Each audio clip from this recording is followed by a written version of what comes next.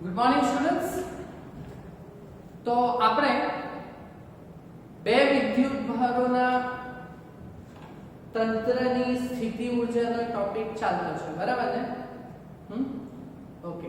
એ બે વિદ્યુત ભારો Q1 અને Q2 જો એકબીજાથી r અંતરે હોય, બરાબર, તો એમના વચ્ચે સ્થિતિ ઉર્જાનું સૂત્ર U બરાબર K Q1 Q2 ના છેદમાં r, બરાબર. અને એના ઉપરથી જે આપણે બે દાખલાઓ ગણ્યા, સ્વાધ્યાય 18 અને 19, બરાબર, જો કે વધારાના સ્વાધ્યાયના દાખલા. ઓકે, ચાલો. તો હવે આજે આપણે આપણા ટેક્સ્ટનો બે વીજભારોના તંત્રની સ્થિતિ ઉર્જા એ બાહ્ય વિદ્યુત ક્ષેત્ર વિના, એમ તમે ટેક્સ્ટમાં જોજો તો એ ટોપિક હતો, બરાબર. હવે આપણે ઉદાહરણ 5 ની ઉપર તમારી પાસે ટેક્સ્ટ છે ને, હા, તો ઉદાહરણ 5 ની ઉપર એક ટોપિક છે, બહુ મસ્ત છે, બહુ મસ્ત છે, બરાબર, સમજવા જેવું છે. તો એ વસ્તુને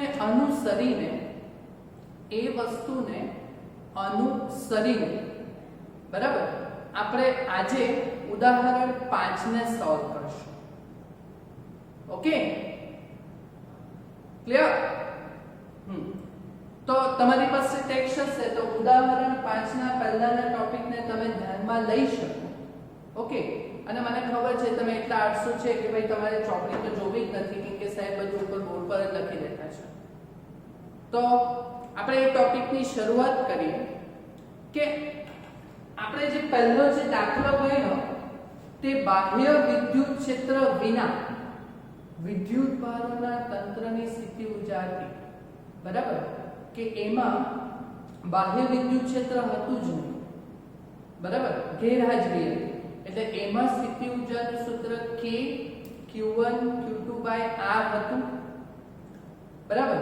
ચાલો, હવે આપણે બાહ્ય વિદ્યુત ક્ષેત્રની હાજરીમાં બે વીજભારના તંત્રની સ્થિતિ ઉર્જાને આપણે સમજવાની છે, બરાબર.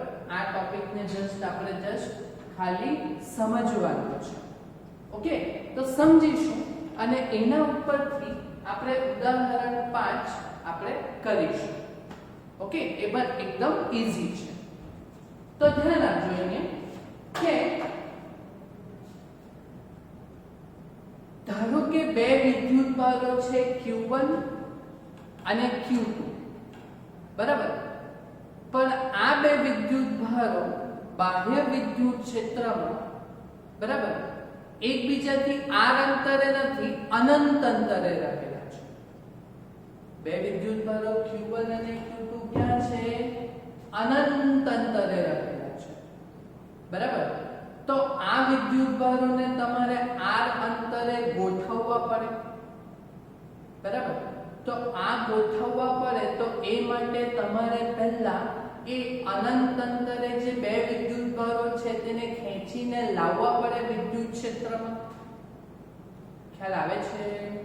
નહીં આવે તો કઈ નહીં, સમજો ને, ખાલી આવડી જશે.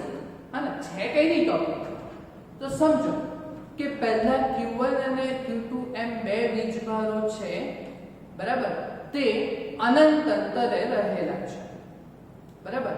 તો પહેલા આપણે શું કરવા પડે કે Q1 વિદ્યુતભારને વિદ્યુત ક્ષેત્રમાં લાવવા પડે, પછી Q2 વિદ્યુતભારને પાછું વિદ્યુત ક્ષેત્રની અંદર લાવવા પડે, બરાબર.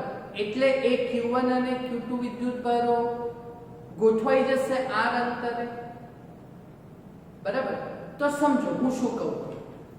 તો બાહ્ય વિદ્યુત ક્ષેત્રમાં આપણે બે વીજભારના તંત્રની સ્થિતિ ઉર્જાને આપણે સ્ટડી કરી. તો ધારો કે બે વીજભારો કયા છે? Q1 અને Q2. એ ક્યાં રહેલા છે? અનંત અંતરે. તો પહેલા એને બાહ્ય વિદ્યુત ક્ષેત્રમાં લાવવા માટે આપણે ખર્ચો કરવા પડે. ખર્ચો એટલે આપણે કાર્ય કરીએ, કાર્ય, બરાબર. તો આ કાર્ય નું સૂત્ર શું? ઓકે, તો આપણો ટોપિક જે ચેપ્ટર 2 માં સૌપ્રથમ ભણ્યા તે વિદ્યુત સ્થિતિમાન V બરાબર W/Q, એટલે W બરાબર Q into V થાય, V બરાબર W by Q એટલે W બરાબર QV થશે, QV ખ્યાલ આવે છે? ઓકે, તો આપણે શું કરવું, પહેલા અનંત અંતરેથી બંને વિદ્યુતભારોને લઈ આવશું, એટલે પહેલા Q1 વિદ્યુતભારને અનંત અંતરેથી આપણે R1 સ્થાને લાવીએ ઉગમ બિંદુથી, બરાબર? તો અનંત અંતરેથી Q1 વિદ્યુતભારને વિદ્યુત ક્ષેત્રમાં R1 જેટલા સ્થાને લાવવા માટે કરવું પડતું કાર્ય, એટલે એને આપણે શું કહેશું, W1. તો W1 બરાબર QV એટલે Q1 V1, બરાબર? ઓકે, ચાલો પછી એવી જ રીતે શું કરશું એના બાદ, ત્યારબાદ Q2 વિદ્યુતભારને અનંત અંતરેથી આપણે R2 સ્થાને લઈ આવશું વિદ્યુત ક્ષેત્રમાં, બરાબર? તો એના માટે કરવું પડતું કાર્ય W2 એ પણ Q into V જ આવશે એટલે Q2 V2 બન્યું, બરાબર? ઓકે, ચાલો પછી એ લોકો R1 અને R2 ઉગમ બિંદુથી સ્થાને ગોઠવાઈ ગયા. હા, તો હવે બે વિદ્યુતભારોની જે Q1 અને Q2 ની ગોઠવણી થઈ ગઈ વિદ્યુત ક્ષેત્રમાં. હા, તો પછી આ Q1 અને Q2 વચ્ચેનું જો અંતર R હોય, બરાબર, તો એ વિદ્યુતભારના તંત્રની સ્થિતિ ઊર્જા U બરાબર આપણું સૂત્ર છે જ K Q1 Q2 by R છે અને U ડેશ થઈ ગઈ. ઓકે, થઈ ગયું? ઓકે, તો આ સમીકરણ નંબર 1, આ સમીકરણ નંબર 2 અને આ સમીકરણ નંબર 3, બરાબર? હા, એ તમને નિયમ જ કરી. ચાલો પાછું સમજાવું, જો સમજો, બાહ્ય વિદ્યુત ક્ષેત્રમાં આપણે વિદ્યુતભારના તંત્રની સ્થિતિ ઊર્જા લાવવાની છે, બે વિચાર. ઓકે, તો બાહ્ય વિદ્યુત ક્ષેત્ર છે તો આપણા વિદ્યુતભારો ક્યાં છે, અનંત અંતરે છે, બરાબર? અનંત અંતરે છે એટલે પહેલા Q1 વિદ્યુતભારને વિદ્યુત ક્ષેત્રમાં લાવવાનું, એટલે એના માટે કાર્ય W બરાબર QV એટલે W1 બરાબર Q1 V1. એવી જ રીતે Q2 વિદ્યુતભારને વિદ્યુત ક્ષેત્રમાં લાવવાનું, એટલે એના માટે કાર્ય Q2 V2, બરાબર? ને Q1 અને Q2 ગોઠવાઈ ગયા એકબીજાથી R12 અંતરે એટલે કે R અંતરે, તો એ લોકોની સ્થિતિ ઊર્જા એકવાર ગોઠવાઈ જાય, પહેલા આ બાજુથી લઈ આવો પછી આ બાજુથી લઈ આવો ને ગોઠવાઈ જાય પછીનું તો K1 Q2 by R સૂત્ર છે જ ને, બરાબર? ખ્યાલ આવે છે ને હું શું કહું છું? એટલે હવે આ તંત્રની સ્થિતિ ઊર્જા બાહ્ય વિદ્યુત ક્ષેત્રમાં જે સ્થિતિ ઊર્જા છે તે આપણે ખેંચીને લાવ્યાથી કાર્ય વચ્ચે આ બાજુથી ખેંચીને લાવ્યાથી કાર્ય વત્તા ગોઠવાઈ જાય પછીની સ્થિતિ ઊર્જા, એટલે ત્રણ પદો જે લાવ્યા તે હવે, એટલે આ બાહ્ય વિદ્યુત ક્ષેત્રમાં સ્થિતિ ઊર્જાનું સૂત્ર શું થવાનું, આ ત્રણે ત્રણનો શું આવવાનું, સરવાળો.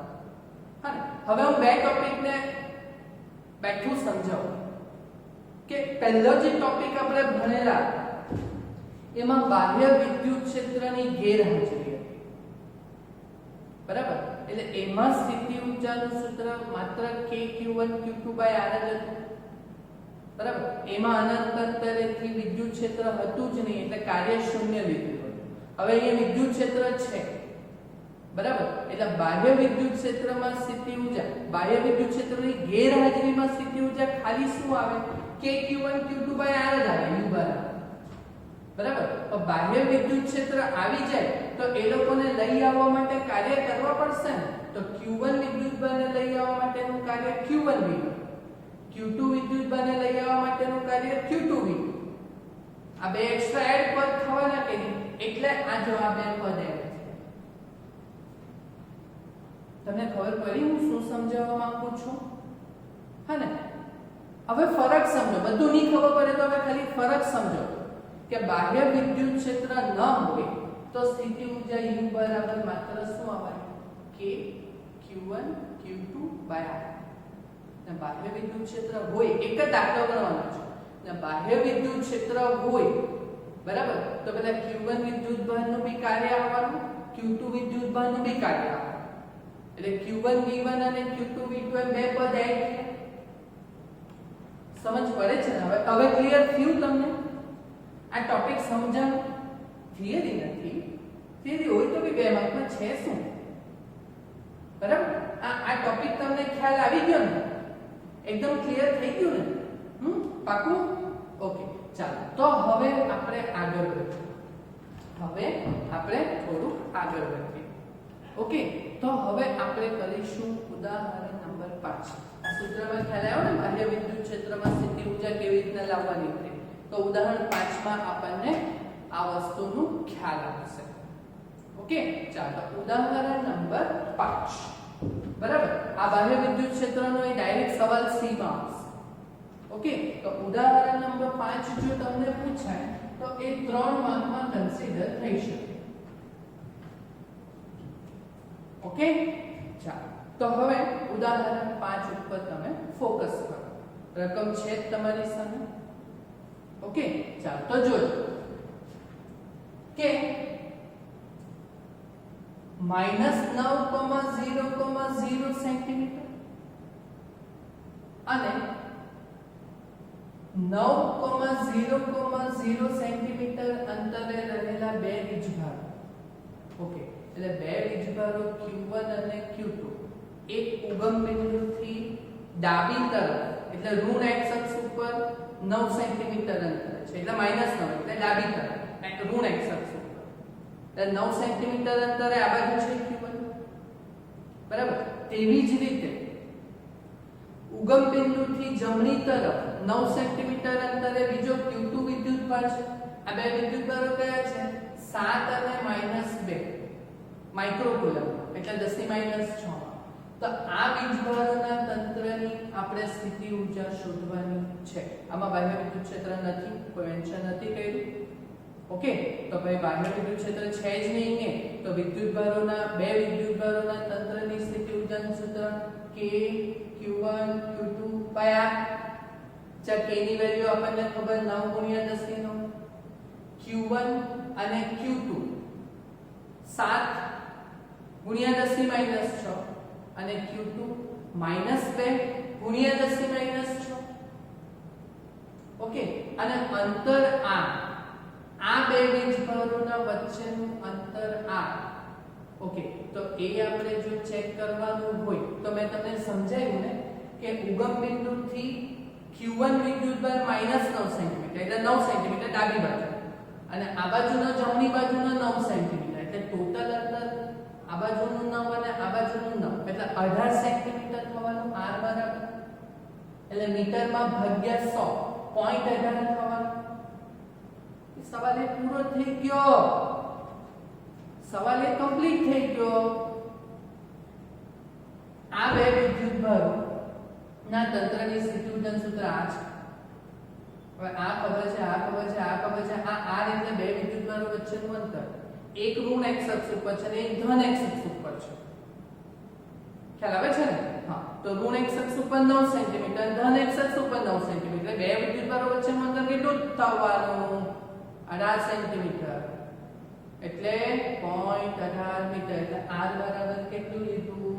0.18. બોલો પહેલા તો પૂરો થઈ ગયો ને. તો ઘાતાંકનું શું થશે? 10⁹ માંથી 6 જાય તો 10⁻³ 3 માંથી 6 જાય તો 3 - 6 -3. ઓકે, અને આ જવાબ માઈનસમાં આવવાનો, સ્થિતિ ઊર્જા તો માઈનસમાં જ આવે. ઓકે, તો 9 × 7 ગુણ્યા 2 ભાગ્યા 0.18. જો આટલું કરશો તો તમારો જવાબ આવશે 700. માઈનસમાં આવશે.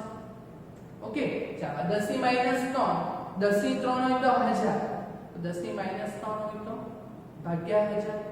એટલે અહીંયાથી હું આ 700 ભાગ્યા 1000 કરું તો કેટલો આવશે? 0.7 જૂલ. પણ એમાં આવશે માઈનસ. બોલો સમજ પડી? આવ્યું? ખ્યાલ આવ્યો? સવાલ એ અને બી તમને આવડવાના જ છે. ચાલો હવે સવાલ બી ઉપર જોઈએ. આ વિદ્યુત ક્ષેત્ર વિના બાહ્ય વિદ્યુત ક્ષેત્ર ગેરહાજરીમાં આપણું જનરલ જે સૂત્ર છે એ પ્રમાણે થઈ ગયું. બરાબર? ચાલો હવે બીજું શું કીધું? આ વીજભારોને અનંત અંતર સુધી જુદા પાડવા માટે કરવું પડતું શું શોધવાનું છે? કાર્ય. બરાબર, આપણે કાર્ય શોધવાનું છે અનંત અંતર સુધી લઈ જવા માટે. બરાબર, તો આપણે ઉપર સ્થિતિ ઊર્જા શોધી ને. હા, તો આપણે કાર્ય અને ઊર્જા વચ્ચેનો સંબંધ, કાર્ય ઊર્જા પ્રમેય W બરાબર ડેલ્ટા કે આવે. જેટલો ગતિ ઊર્જામાં ફેરફાર એટલો સ્થિતિ ઊર્જામાં ફેરફાર, એટલે ડેલ્ટા U. ડેલ્ટા U એટલે U2 U1. બરાબર, U1 એટલે આપણે જે પહેલા સ્થિતિ ઊર્જા શોધી તે, અને U2 એટલે છેલ્લી સ્થિતિ ઊર્જા. અચ્છા, છેલ્લી સ્થિતિ ઊર્જા એટલે ક્યાં લઈ જવાનું છે? અનંત અંતર સુધી. અનંત અંતર સુધી એટલે છેદમાં r અનંતમાં આવે U2 માટે. હા ને, છેદમાં અંતર r જો અનંત હોય તો પછી જવાબ સ્થિતિ ઊર્જાનો શું થવાનો? શૂન્ય થવાનો કે નહીં. એટલે U2 આપણે શું લીધું? શૂન્ય. ઓછા ઓછા, અને આ તો છે ને -0.7, એટલે ઓછા ઓછા વત્તા 0.7 જૂલ. બોલો, સમજ પડી? જો દાખલા ડાયરેક્ટ કોપી નહીં કરતા, હે ને, શાંતિથી જોઈએ તો 3 વાર સમજો ને. બરાબર, પણ દાખલા જો જાતે સમજીને કરશો તો જ તમને આવડશે. ના આખે દાખલા એમ થોડી ખબર પડે, પહેલા આ ટોપિક સમજવા પડે ને તમારે. બોલો, ખ્યાલ આવ્યો? આજો આ બાહ્ય વિદ્યુત ક્ષેત્ર વિના સ્થિતિ ઊર્જાનું સૂત્ર આપણે બેઠું હતું તેના ઉપરથી થઈ ગયું. આ કાર્ય શોધવાનું છે, તો એ કાર્ય અને ઉપર ઊર્જા શોધી, તો કાર્ય અને ઊર્જા વચ્ચેનો સંબંધ, કાર્ય ઊર્જા પ્રમેય W બરાબર ડેલ્ટા U2 U1. U2 એટલે કા છેલ્લે જ્યાં લઈ જવાનું છે તાની સ્થિતિ ઊર્જા. કા લઈ જવાનું છે આપણે? અનંત અંતરે. અહીંયા એડ કરું છું. હા, શું એમ કરું છું? અનંત અંતર સુધી લઈ જુદા પાડવા માટેનું કાર્ય. બરાબર, અનંત અંતર સુધી એટલે ખ્યાલ આવ્યો ને? અનંત અંતર સુધી લઈ જવા માટેનું જુદા પાડવા માટેનું કાર્ય. એટલે આ U2 આપણે શું લીધું? છેલ્લે અનંત r અનંત લો, છેદમાં અનંત આવે એટલે સ્થિતિ ઊર્જા શું થવાની? શૂન્ય. એટલે U2 એ આપણે શું લીધું? શૂન્ય. ક્વેરી સોલ્વ થઈ, વાંધો નહીં આવશે ને? તો બોલો, આ કાર્યનું પણ આવડી ગયું તમને. સવાલ B પર પૂરો.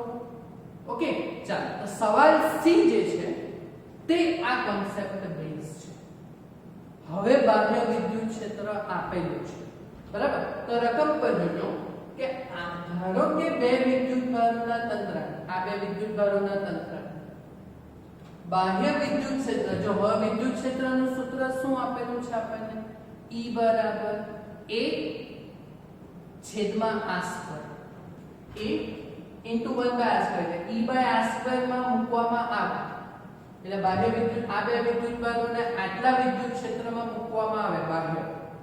બરાબર, તો આપણે સ્થિતિ ઊર્જા શોધવાની છે. જો એમાં કેપિટલ એ અચળાંક છે.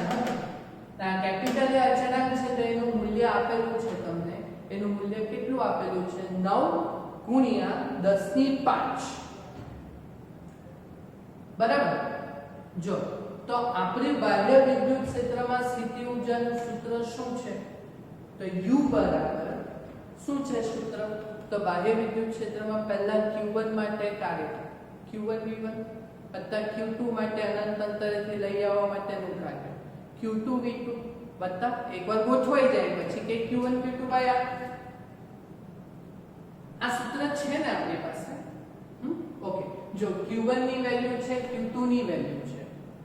બરાબર, હવે આ Q1 Q2 બાય આ તો આપણે ગણવાનું છે જ નહીં. એ ડાયરેક્ટ છે જ આપણી પાસે -0.7. ખાલી વોલ્ટેજ નથી, વિદ્યુત સ્થિતિમાન, વિદ્યુત ક્ષેત્ર આપેલું છે, તો વિદ્યુત સ્થિતિમાન નથી. તો 2 લેક્ચર પહેલા, 2 કે 3 લેક્ચર પહેલા આપણે વિદ્યુત સ્થિતિમાન અને વિદ્યુત ક્ષેત્ર વચ્ચેનો સંબંધ ભણેલા. કે જો બાહ્ય વિદ્યુત ક્ષેત્ર આપેલું છે E બરાબર A/r². E બરાબર A/r² આપેલું છે ને? ઓકે, તો વિદ્યુત સ્થિતિમાન અને વિદ્યુત ક્ષેત્ર વચ્ચેનો સંબંધ એટલે વિદ્યુત ક્ષેત્ર ઉપરથી વોલ્ટેજ પર જવાનું હોય ને સૂત્ર ઉપર તો આપણે V બરાબર ER કરેલું છે ને V બરાબર ER આ સમજાવેલું છે ને તમને હા ઓકે તો V બરાબર ER વિદ્યુત સ્થિતિમાન મારે જોઈતું છે એટલે V બરાબર ER ઓકે તો V બરાબર ER હા તો પછી E નું સૂત્ર શું છે આપણી પાસે E નું સૂત્ર શું છે A/R² અને ઇન્ટુ R તો જો એક એક R કેન્સલ થશે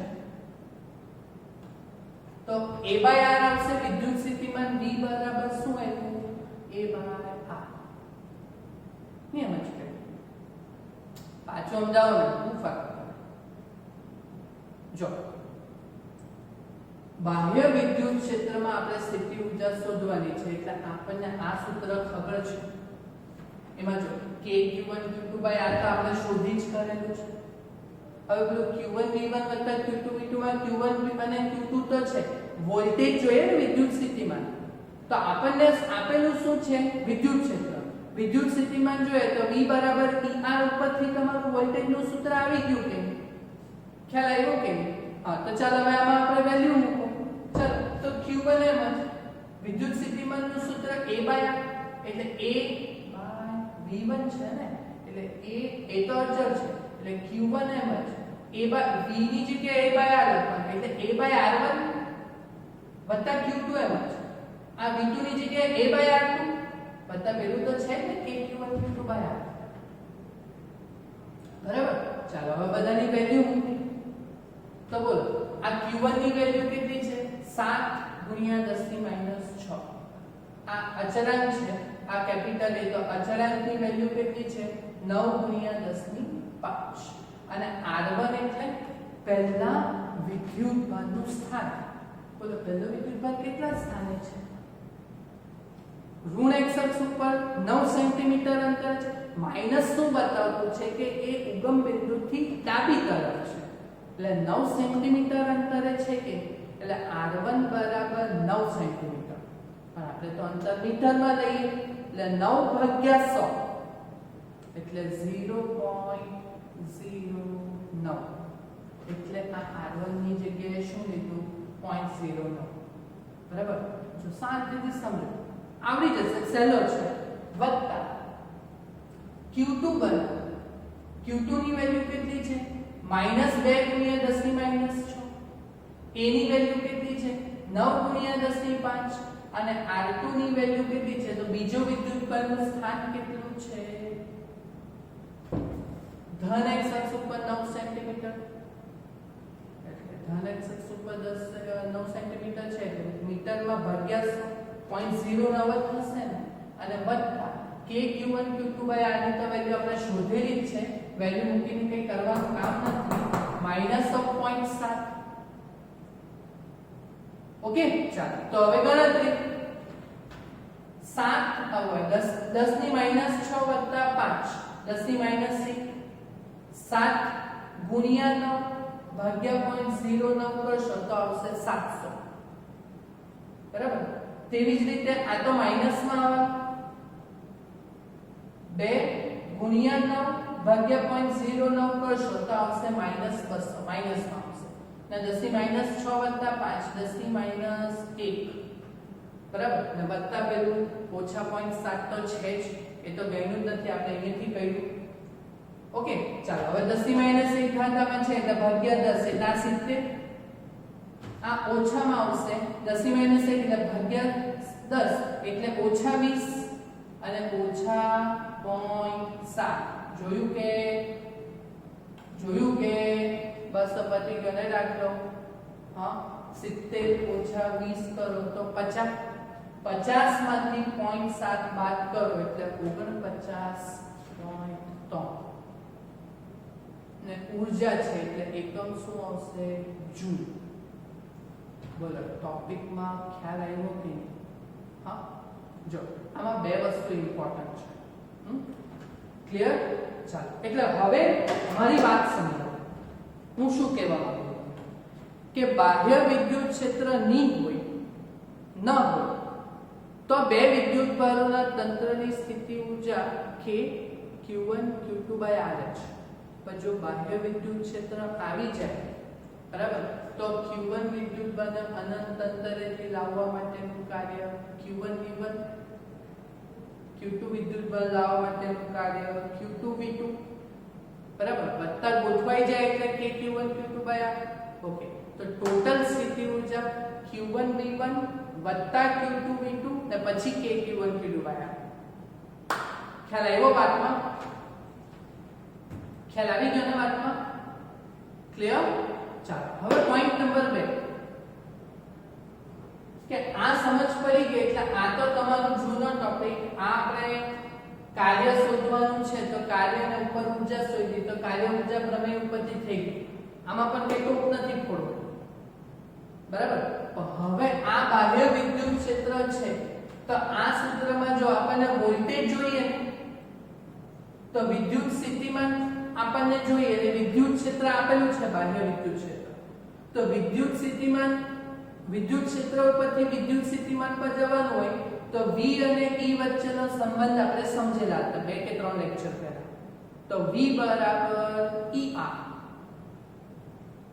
ઓકે તો બોલો એના ઉપરથી વિદ્યુત સ્થિતિમાનનું સૂત્ર બની ગયું તો પછી ડાયરેક્ટ એને મૂક્યું કે ની V1 V2 ની જગ્યાએ તો બોલો સમજ પડી દાખલો પછી તો કેલ્ક્યુલેશન છે સમજ પડી ને દાખલો હા ને તો આ દાખલો આપણો ઉદાહરણ છે અને પૂછી શકાય એક્ઝામમાં 3 થી 4 માર્ક્સ માટે પણ પૂછી શકાય 3 કે 4 માર્ક કેમ કે એમાં પહેલા બે સવાલ માટે એક માર્ક એ લોકો જસ્ટિફાઈ કરી શકે બરાબર તો બીજામાં જ થોડી ગણતરી મોટી છે બરાબર એટલે એને એ લોકો કન્સિડર કરી શકે 2 માર્ક્સમાં એટલે આ 4 માર્કમાં પણ દાખલો પૂછી શકાય બોલો વાતમાં ખ્યાલ આવ્યો ક્લિયર તો જાતે થશે ને આ ટોપિક સમજ પડે તો પછી આ થવું જોઈએ અડધો કલાક આપણે અત્યારે બેસેલા છે અડધો કલાક આ વસ્તુ સમજેલા છે મેં પણ સમજાવેલી છે